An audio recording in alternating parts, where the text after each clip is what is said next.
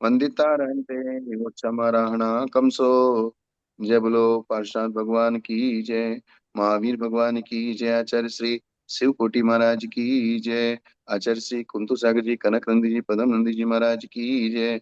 जिनवाणी माता की जय। श्रीमद जैन धर्म की जय। सम्मेत शिखर भगवान की जय। शाश्वत तीर्थराज विराजमान आचार्य भगवान श्री वैराग्यनंद जी मुनिराज की जय। नमोस्तु नमोस्तु नमोस्तु भगवान, आपके श्री चरणों में हम सभी स्वाध्यायी त्रियोग शुद्धि पूर्वक नमोस्तु करते हुए आपसे विनती करते हैं कि कृपया हमें भगवती आराधना ग्रंथराज की देशना दें।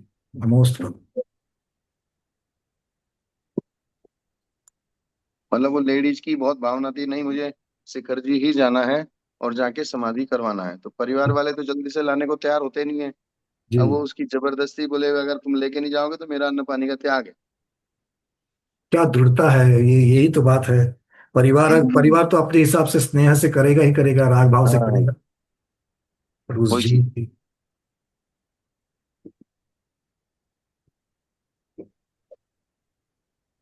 तो जो अभी आप कह रहे थे ना 299 वाली क्या चर्चा थी? 200, नहीं नहीं नहीं, वो चर्चा चल रही थी। प्रश्न ये था कि उनके पास, ये पूर्णिमा दीदी हमारी है, तो उन्होंने एक संख्या लाई थी, उनके सकल संयमी की संख्या जो 3 कम 9 करोड़ मुनीश्वर होते हैं, उसकी चर्चा चल रही थी। तो उसमें उनको कहना था कि इसमें 598 मिलाने के बाद होते हैं। तो बोला कौन सी संख्या में मिलाना, ये मुख्यता से है, क्योंकि वहां पर जो संख्या दी है वो सकल संयमी छठे गुणस्थान से लेकर के 14वें गुणस्थान तक की है। अगर आप हम्म। छठे से लेकर के 14वें की चर्चा, 13वें की चर्चा करोगे तो वो तो बनेगी नहीं, तो फिर उसमें 598 14वें गुणस्थान वर्ती की मिलानी पड़ेगी। तो अलग अलग गुणस्थान की चर्चा करते हुए फिर वो संख्या उनको मिल गई। नहीं तो 299 कौन सी संख्या है? 299, 299 नहीं था, 598 थी। 299 उसमें ये आता है, शपथ श्रेणी की 11वें गुणस्थान की है मेरे ख्याल से वो। नहीं, 11वें गुणस्थान उसमें में ये कितनी संख्या, दो सौ उसमें निन्यानवे ये सिस्टम नहीं, उसमें ये सिस्टम है जैसे आठवां गुणस्थान है, तो हम्म। आठवां, नौवां, 10वां और 11वां, ये तीनों गुणस्थान उपसम और छपक श्रेणी दोनों में होते हैं। जी, और उपशम से क्षपक में दुगने होंगे। हाँ, तो उपसम श्रेणी आप आठवें गुणस्थान की उपसमक के 299 और छपक के 598, ऐसे टोटल हुए अपूर्वकरण गुणस्थान के 897। जी जी जी जी, ऐसे ही 897 ही बता दिए सबके, क्योंकि 11वें में क्षपक नहीं है, इसलिए 11वें में अकेले उपशमक की संख्या आएगी उपसम और की। 12वें में अकेले क्षपक की संख्या आएगी। हाँ, तो चार गुणस्थानों में 299, 299, 299, नहीं तीन गुणस्थान, चार गुणस्थान में 299, और फिर 11वें गुणस्थान में सिर्फ 299, क्योंकि आपने 11वां गुणस्थान। गुरुदेव, आप श्रेणी की अपेक्षा से कह रहे हैं, हमने हाँ, गुणस्थान में टोटल बता दिया, क्योंकि उस हाँ, गुणस्थान की अपेक्षा से बताएंगे तो क्षपक और उपशमक दोनों को मिल करके 897 बता हाँ, दिए। 897, 897, 897, और जी, 11वें गुणस्थान के 299, और वो सिर्फ 12वें के उपशमक है। 598। जी, वो सिर्फ क्षपक है। हाँ, जी जी, बिल्कुल इसी प्रकार से बताया। तो और और यहाँ इसमें एक बात ये हो रही थी कि धवलाजी पुस्तक 3 में ये तो दक्षिण की मान्यता बताई, उत्तर की मान्यता में 4 कम 7 करोड़ भी बताया है। चार कम 7 करोड़, कौन से गुणस्थान में? ये टोटल यही सकल संयमी की संख्या, जो 3 कम 9 है, ये दक्षिण की मान्यता बताई। और धवलाजी पुस्तक 3 में उत्तर की मान्यता की अपेक्षा से वहां पर उन्होंने एक गाथा दी है कि 4 कम 7 करोड़ आ जाते हैं उसपे। पूरे टोटल? हाँ बिल्कुल टोटल, उसमें उन्होंने दिया छक्कादि छक्कंता छन्नव मज्जाय संजदा सव्वे तिग भजिता विग गुनिदा पमत्त राशि पमत्ता दू। ये ऐसी इस प्रकार से दिया कि जिस संख्या के आदि में 6, अंत में 6 और मध्य में 6 बार 9 है, उतने संपूर्ण संयत है। इस प्रकार की गाथा है वहां पर। हाँ, तो इसमें एक और विवक्षा है, वो ये है कि जो सातवें गुणस्थान के दो जी करोड़ 96,99,103 है। जी, सातवें गुणस्थान के कितने? 2 करोड़ या छियानवे मिला लाख 99,103। निन्यानवे हजार जी। 100 103। तो हाँ कोई आचार्य उसमें 103 की बजाय 200 मानते हैं। हाँ, बट गुरुदेव यहाँ पर डिफरेंस तो काफी है ना, मतलब 7 करोड़ नहीं, और 9 करोड़। वो तो 7 करोड़ 9 करोड़ का हुआ, लेकिन हाँ ये सिर्फ हाँ, एक मतलब सौ इस, तीन की बजाय अच्छा अभी 103 दक्षिण, की बजाय 200 मानते हैं। हाँ मतलब दक्षिण मान्यता में भी और दो वहां पर मान्यता हो गई। हाँ, तो सिर्फ 97 ज्यादा मानते हैं, तो उनके हिसाब से 9 करोड़ 94 हो जाते हैं। तीन कम 9 करोड़ और 9 करोड़ 94। जी गुरुदेव, ये इसका ये कौन से ग्रंथराज में है, ये मतलब ये एडिशनल वही में धवला जो, जी का, धवला जी का। अच्छा उसी में है ये। ठीक ठीक हाँ, ठीक ठीक। वही आया है, 3 कम 9 करोड़ और 200 ज्यादा लगाएंगे, 97 ज्यादा लगाएंगे, 97।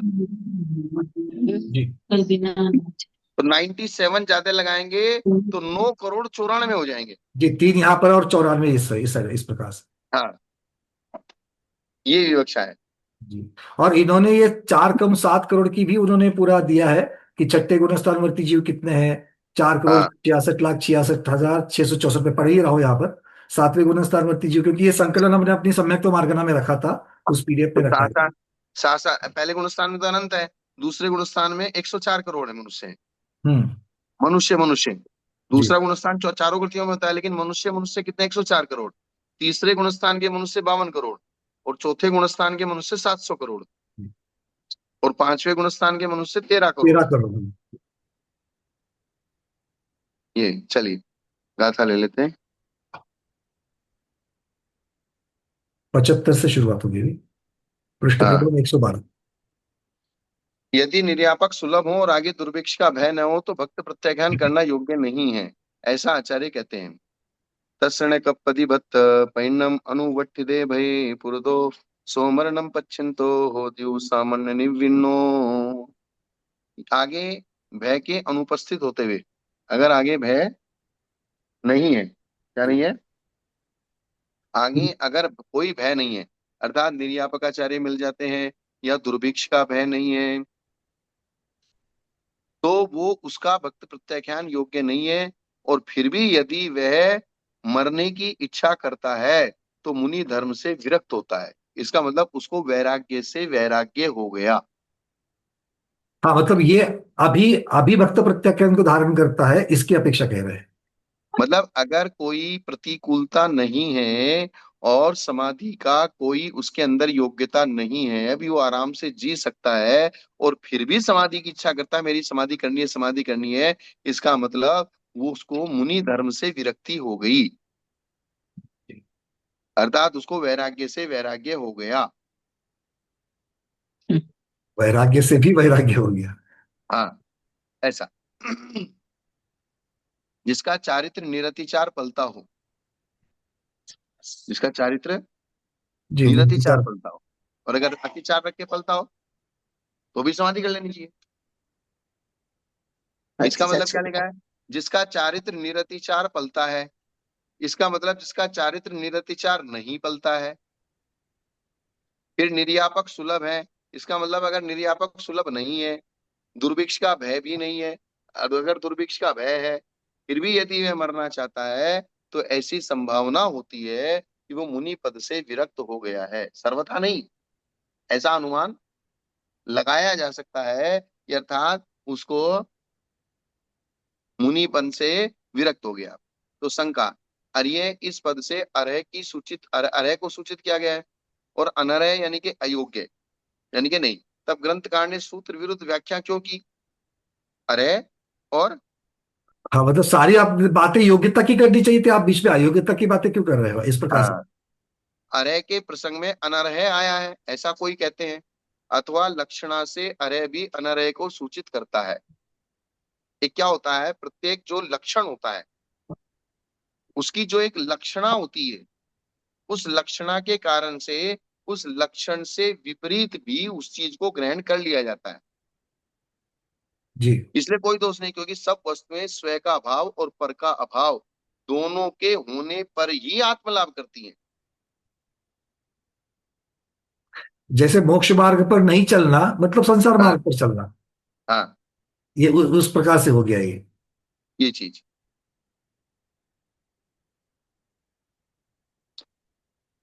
तो जो भी हिंसा करना, हिंसा नहीं करना और अहिंसा का पालन करना, एक ही बात हो गई। समाधि के योग्य और समाधि के हम तो अयोग्य नहीं, समाधि ये की योग्यता विपक्ष जब हुआ। बता रहे हैं, समाधि की योग्यता बता रहे हैं, तब अपने आप अयोग्यता पता चली जाती है। हाँ, तो जो जो योग्यता बता रहे हैं तो उसके विपरीत लगाओगे वो योग्य नहीं है। इस प्रकार अर्ह नाम का अधिकार समाप्त हुआ। कौन सा, रहा पहला। अर्थात समाधि की योग्यता के संबंध में उनको जो कहना था यहाँ खुलासा करके कह दिया।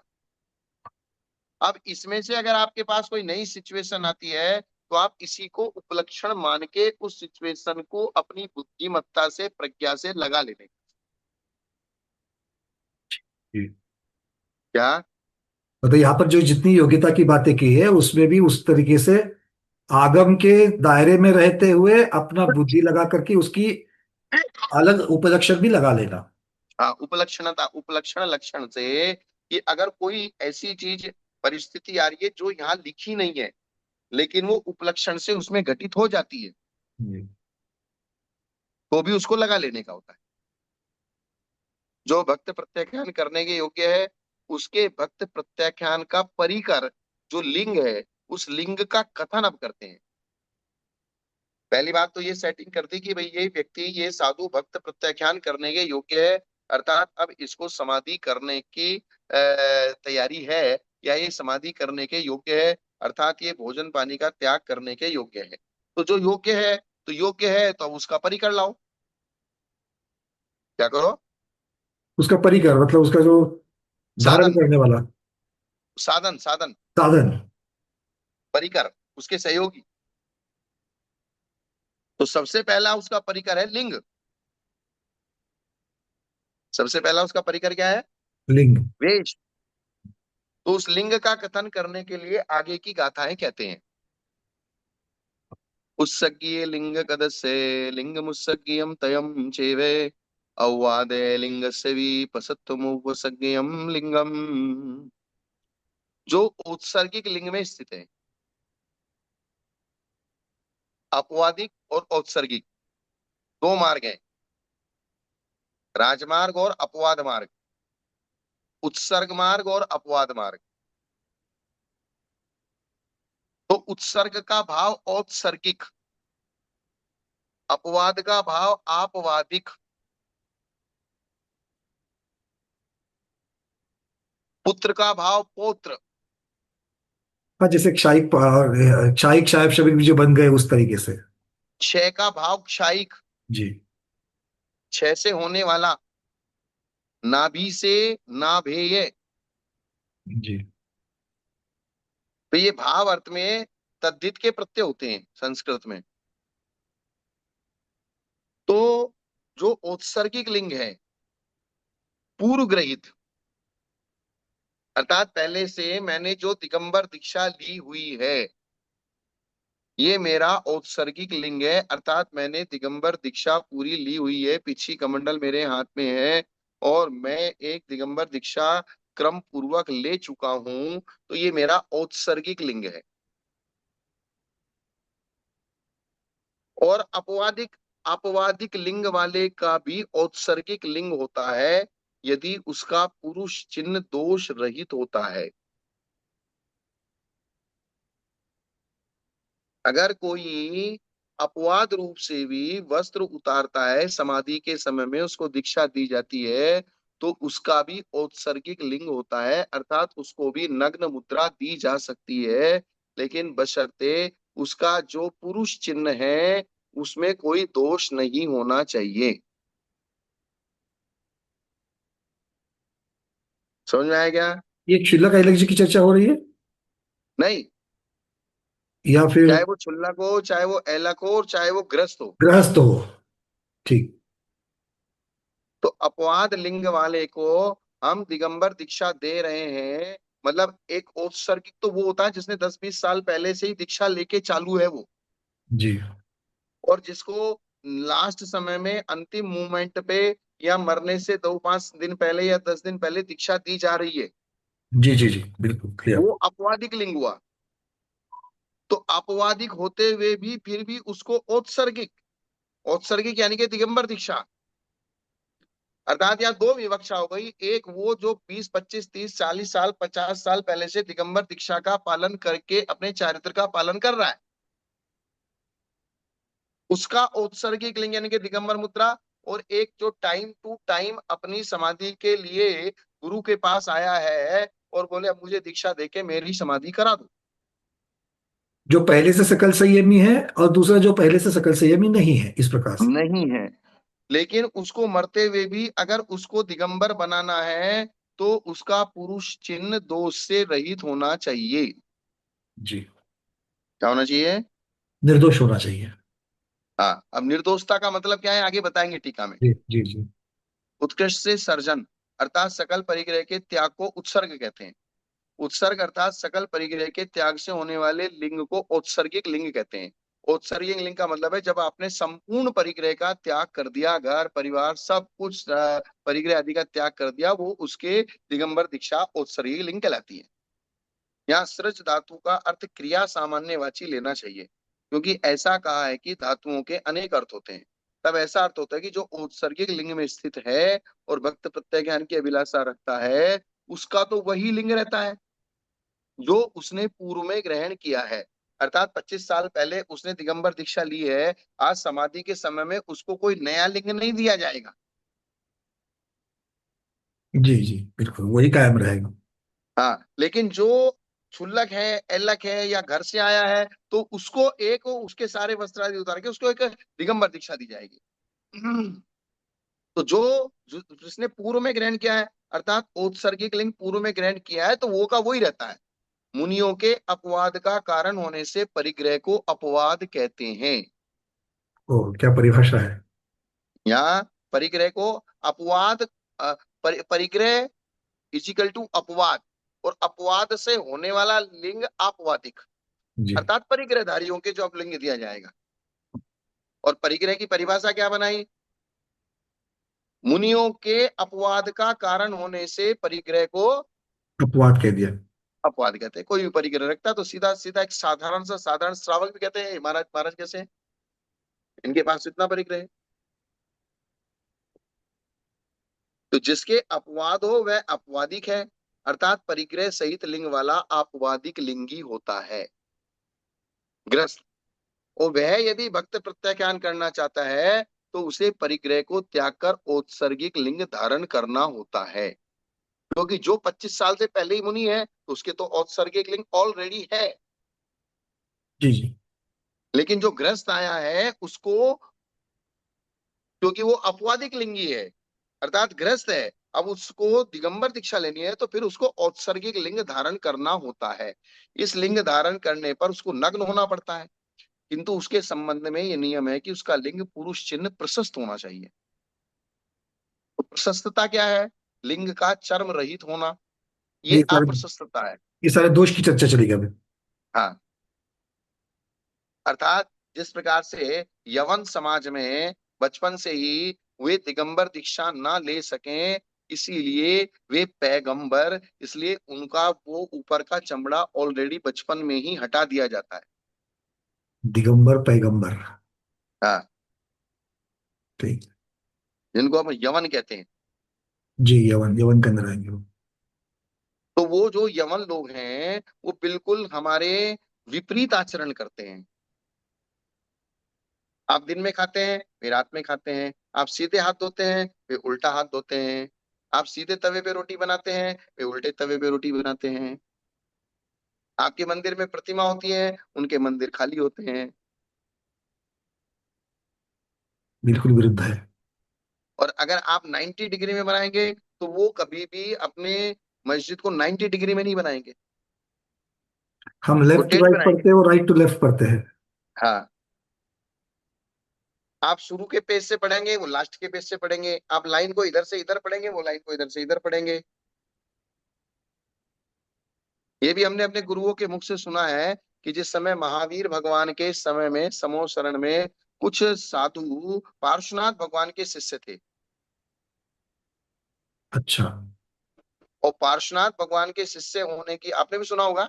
मक्कल गोसल की बात कर रहे हैं आप। है? गोसली मक्कल। हाँ, मकड़ी मकड़ी, हाँ वो मस्कर। हाँ वो बस्करी समाज बन गया उस। दर्शन सार में शायद देवसेनाचरण लिखा है कि वो अब गौतम स्वामी आए तो उनको तुरंत गणधर बना दिया गया। इनको बनना था किंतु ये बन नहीं पाए तो जाकर के इन्होंने अपना तो वो इनका मान मान खंडित हो गया ना, बोले हम तो यहाँ पहले से बैठे हैं, तो इसका मतलब बोले ये भगवान नहीं है, ये भी रागी द्वेषी है। जी जी। ऐसा क्या हो गया? बोले ये भगवान रागी। नहीं है, क्योंकि हमारे में योग्यता होते हुए हमको तो गणधर नहीं बनाया और गौतम स्वामी को दूर से लाके भी गणधर बनाया। जी। तो बोले इसका मतलब ये भगवान भी रागी द्वेषी है, जबकि वो भगवान की व्यवस्था नहीं है, वो तो अनादि निधन व्यवस्था है कि गणधर वही बन सकता है जो खुद उनका पर्सनल शिष्य होगा। जी, तो वे उनके समोसन शिष्य छोड़ होना के चाहिए चले गए। बिल्कुल। छोड़ के चले गए तो फिर बोले उन्होंने पूरा सारा सिस्टम ही उल्टा कर दिया। आप अहिंसावादी, वो हिंसावादी, आप दिन में खाना और रात को खाना, ये ऐसी सारी चीज हो गई। और इसलिए उन्होंने बचपन से अपने बच्चे को ऐसा कर दिया कि दिगंबर दीक्षा ले ही नहीं सकता, क्योंकि दिगंबर दीक्षा लेने की सबसे पहली शर्त यह है कि आपका लिंग चर्म से रहित होना चाहिए। हम्म, चर्म से रहित अगर होगा तो उसको दीक्षा नहीं दी जाएगी। नहीं दी जाएगी। जी। वो दीक्षा के योग्य नहीं है, क्योंकि लोक व्यवहार में जब वो नग्न विचरण करेगा तो वो शोभादायक नहीं होगा।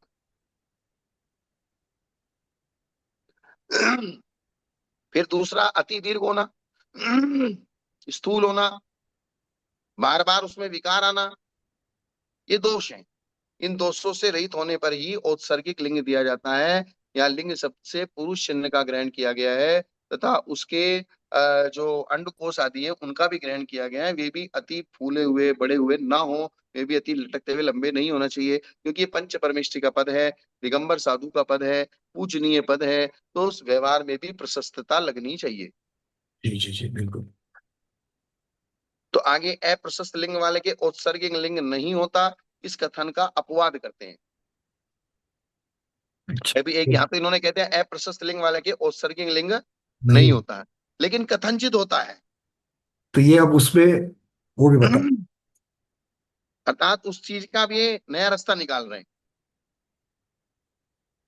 अब यहाँ बता रहे हैं, जस्वी अव्यभिचारी दोषो तिट्ठाणि गो विहारम्मि सोयु संथार गदो गिण्ण सुगियम लिंगम। जिसके भी लिंग और दोनों अंडकोश इन तीन स्थानों में ऐसा दोष है जिसे औषधि आदि से भी दूर नहीं किया जा सकता है, वह भी अगर दिगंबर दीक्षा लेना चाहता है तो जिस समय उसका चलना फिरना बंद हो गया है, एक ही जगह वसति का पर और संस्तरे पर आरूढ़ है, तो भी उसको दिगंबर दीक्षा दी जा सकती है, लेकिन घूमते हुए को नहीं दी जा सकती। संस्तरारोहण जिसका हो चुका है उसके लिए ठीक है, ये आप हाँ। उसमें से अपवाद कह रही है।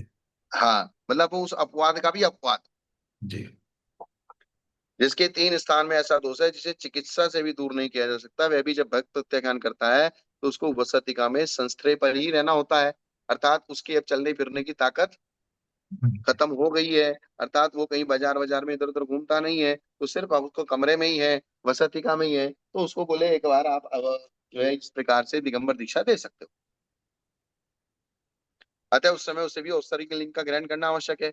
इस प्रकार वे संस्तर पर आरूढ़ होते हुए भी औत्सर्गिक लिंग का पात्र होता है, उससे पहले नहीं, क्योंकि सदोष लिंग वाला नग्नता का पात्र नहीं होता। नग्नता का पात्र होता है तो सिर्फ समाधि के समय में संस्तर पर ही होता है, बाजार में नहीं घुमाना उसको।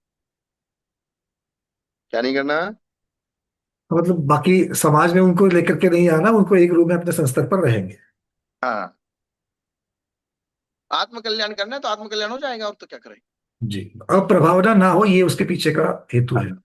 क्योंकि एक दिगंबर मुद्रा है, एक पंच परमेष्टि की मुद्रा है, और ये बहुत प्रशस्त मुद्रा है, सब लोग उसकी पूजा करते हैं, तो पूजा करने वाले का सिस्टम जो है थोड़ा सा लोक व्यवहार की दृष्टि प्रशस्त होना चाहिए। और अगर किसी का इस प्रकार क्षुल्लक बन जाएगा, जी। क्षुल्लक बना दीजिए, ऐलक बना दीजिए, वहां तक ठीक है। इसलिए साधु लोग, आचार्य लोग, जब किसी की दिगंबर दीक्षा होनी होती है तो पहले सब उसको चेक किया जाता है, जैसे मिलिट्री में चेक करते हैं। जी जी। क्या प्रशस्त लिंग वाले सभी अपवाद लिंग के धारकों को औत्सर्गिक लिंग लेना आवश्यक है?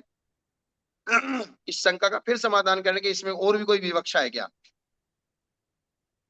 मतलब इसमें और भी कोई विवक्षा है क्या? अवसदेवा अप्पाउगे जोवा महटियो हिरियम हिरिमम मिच्छ जने सजने वा तस्य हो जव्वादियम लिंगम। अब जो महान संपत्तिशाली है, बहुत बड़े घर का है, बहुत सारे परिवार के लोग उससे जुड़े हुए हैं, अथवा बहुत ज्यादा लज्जालू है, लज्जालू के अगर कपड़े उतारोगे तो वो वैसे ही परेशान हो जाएगा, उसको अच्छा नहीं लगेगा, उसको रिलैक्स फील नहीं होगा। तो उसको स्थिर नहीं कर पाएगा, अपने मन को स्थिर नहीं कर पाएगा। अपने मन को बार बार अपने आप को ढकने की कोशिश करेगा। जी। अथवा जिसके स्वजन बंधु वर्ग मिथ्या दृष्टि है, विधर्मी है, और वो तुम्हारे पास समाधि के लिए आ गया, तुमने उसके कपड़े उतार दिए, उनके मिथ्या घर वालों परिवार वालों को पता चलेगा, वो तुम्हारे माथे आ जाएंगे। उसके लोगों के आवागमन के कारण, उसके परिवार के लोगों के आवागमन के कारण अयोग्य निवास स्थान में आपवादिक लिंग ही होता है, अर्थात उसको औत्सर्गिंग दिगंबर मुद्रा नहीं होती। भले उसको एक छोटा कपड़ा रखे, चाहे लंगोटी रखे, चाहे कुछ भी रखे, लेकिन अपवादिक लिंग होता है। इस प्रकार की अगर धर्म के ऊपर आपत्ति होने की संभावना हो तो जो प्रतिष्ठित धन संपन्न है, या जिन्हें सबके सामने लज्जा आती है, या जिनका परिवार विधर्मी है, उन्हें सार्वजनिक स्थानों में नग्न लिंग नहीं देना, सवस्त्र लिंग ही उनके लिए योग्य है। मतलब अपवादिक लिंग का मतलब सवस्त्र लिंग। गुरुदेव, लज्जालु वगैरह ये सब चीजें समझ में आती है। महान संपत्तिशाली होना मतलब क्या, पर सिर्फ वो मशहूर वो है इसकी अपेक्षा से? हाँ, उसमें भी यही यही विवक्षा है कि महान संपत्तिशाली होने की वजह से जो बड़े बड़े लोग होते हैं, उनके साथ में और बहुत सारे लोग जुड़े होते हैं, धर्मी विधर्मी, सम्यक दृष्टि मिथ्या दृष्टि, क्या पता किसके दिमाग में कब क्या फतूर उठ जाए। अच्छा, उस अपेक्षा से हो। ठीक है। जैसे मान लीजिए आप धीरू भाई अंबानी है। हाँ, मतलब ये वही ने लगा करके देखा, दिमाग में वही नाम आया था कि इसके जिनके साथ में उनके सारे संबंध होंगे, अब वो उनकी अपेक्षा से वहां पर वो अयोग्य हो रहे हैं। हाँ, वो जो संबंध है ना, या अब उनके साथ में हजारों लाखों लोगों के संबंध है, किस किस के उन्होंने पैसा ले रखा है, किसको दे रखा है, किन किन से संपर्क है, संबंध है, वो इस प्रकार से करेगा, तो वे संबंध वाले कौन सा आदमी खड़ा हो जाएगा, उसको हम क्या करेंगे। जी। ऐसी अगर संभावना हो तो, क्योंकि जैसे हमारे जैसे साधारण मुनि राजों को राजा के घर में आहार लेने के लिए मना किया है, क्या। राजा के घर में आहार लेने को बना, मतलब ये पंचम काल के साधु के लिए है कि मतलब स्थविर हाँ, कल्प के हमारे लिए है? स्थविर कल्पियों के लिए, स्थविर कल्पियों के लिए। जी। स्थविर कल्पी तो चतुर्थ काल में भी होते हैं। होते हैं, बट अब वहां पर तो राजा का निषेध तो, क्योंकि बुधिराज के तो राजा के द्वारा तो जंगल में भी आहार हुए हैं। लेकिन वो स्थविर कल्पी मुनिराज राजाओं के महलों में जाके आहार नहीं लेते हैं। राजपिंड का त्याग, ऐसा मूलाचार जी में आया, बोले राजपिंड का त्याग करो।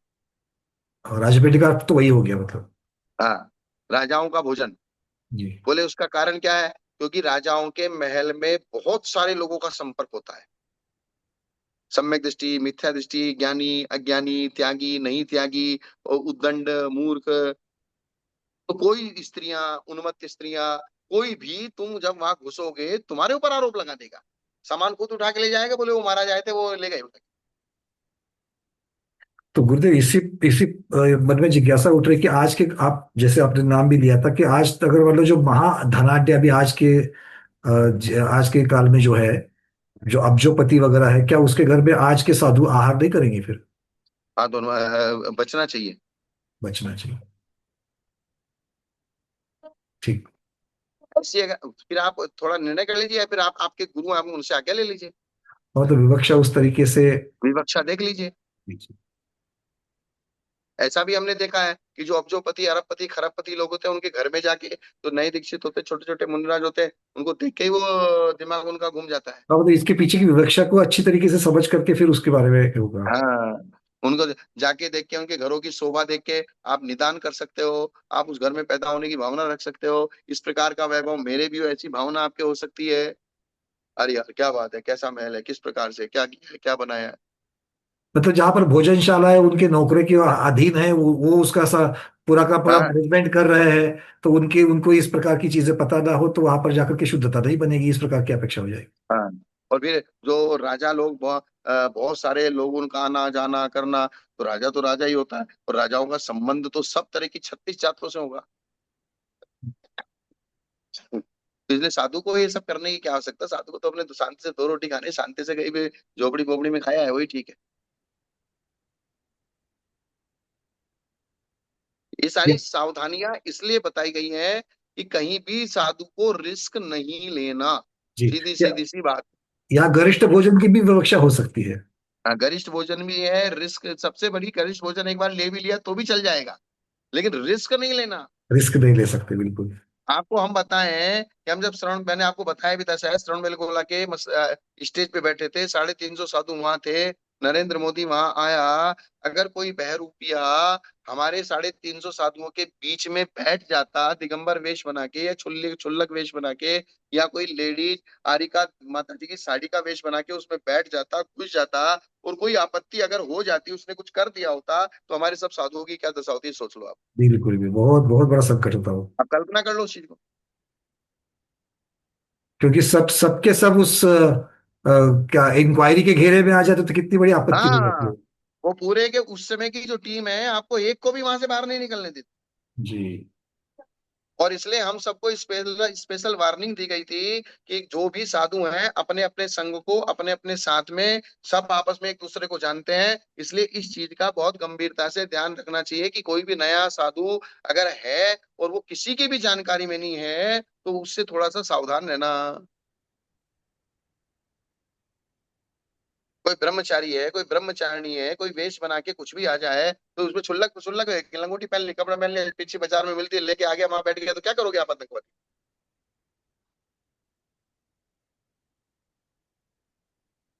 इसलिए राजाओं के साथ में रहना, राजाओं के साथ व्यवहार करना, राजाओं के साथ में उनको बुलाना, अपने पास रखना, ये तो बहुत रिस्क का काम है।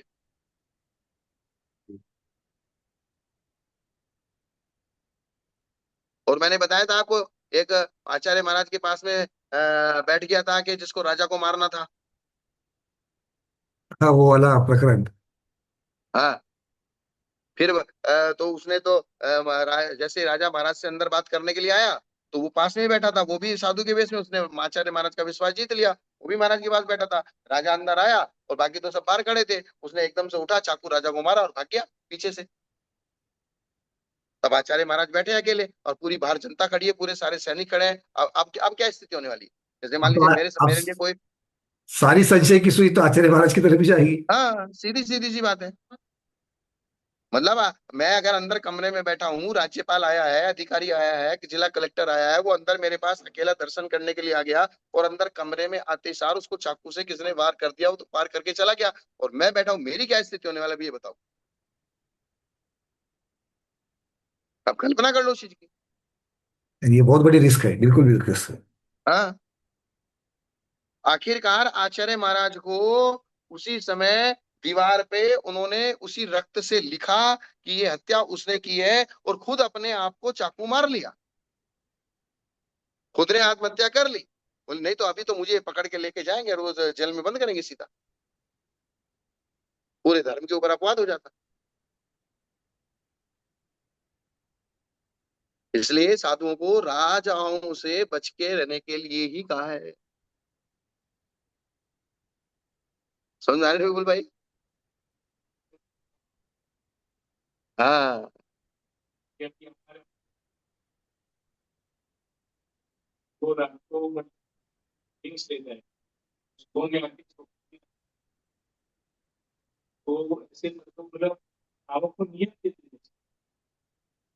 ठीक है ना पंकज जी? या जी गुरुदेव, ये बस ठीक आज है। इतना ही रखते हैं। जी जी ठीक है। 78 नंबर की गाथा पूर्ण हो गई, संपन्न हो गई आज। ठीक मतलब है। ये बहुत गंभीर विषय है। ये बहुत मतलब ये पूरा ये एलिजिबिलिटी की चर्चा चल रही है सारी की सारी अभी ये। हाँ। इससे इस बात से ये बात गंभीरता से समझ लो, साधु को बारीक सी भी बाल बराबर भी रिस्क नहीं लेना। अब ये सबसे एक बात पता चलेगी कि आज भी जितने साधु बने हुए हैं वो इस एंट्रेंस एग्जाम को पास करके आगे गए हैं, तब जाकर के उनकी दीक्षा हुई है। और रिस्क लिया तो रिस्क तो देखो, अब रिस्क तो रिस्क होती है बस। और एक बार नाम खराब हुआ, और आजकल तो मोबाइल और व्हाट्सएप का जमाना है, आपका 30 सेकंड के अंदर तो पूरे वर्ल्ड में आप वायरल हो जाओ। और वहां पर वो क्या हो रहा था क्या नहीं हो रहा था ये तो सिर्फ वो वीडियो या फोटो से पता ही नहीं चलेगा। पहले पुराने जमाने में आचार्य महाराज, अगर किसी ने किसी देश में किसी इलाके में कोई दोष अपराध किया है, तो उसको 100 200 500 किलोमीटर दूर भेज देते थे, जहां उसके अपराध को कोई जानता नहीं था। जी। लेकिन आज ऐसी स्थिति नहीं है।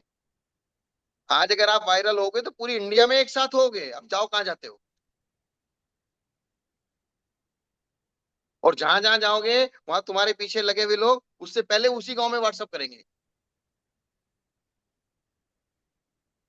कि बोले ये महाराज आ रहे हैं ऐसे हैं, ये साधु आ रहे हैं ऐसे हैं। इसलिए इस मोबाइल के जमाने में, इंटरनेट के जमाने में, मीडिया के जमाने में साधु को और ज्यादा सुरक्षित और बच के रहना जरूरी है। रिस्क नहीं लेना। जी। बाकी तो सब ठीक है, भगवान मालिक है, आपका भी और हमारा भी। बिल्कुल। आज के स्वाध्याय को गुरुओं के श्री चरण में बार बार नमोस्तु वंदना इच्छा करते हुए यही पर समापन करते हैं। जैनम जयतु शासनम, जैनम जयतु शासनम, जैनम जयतु शासनम।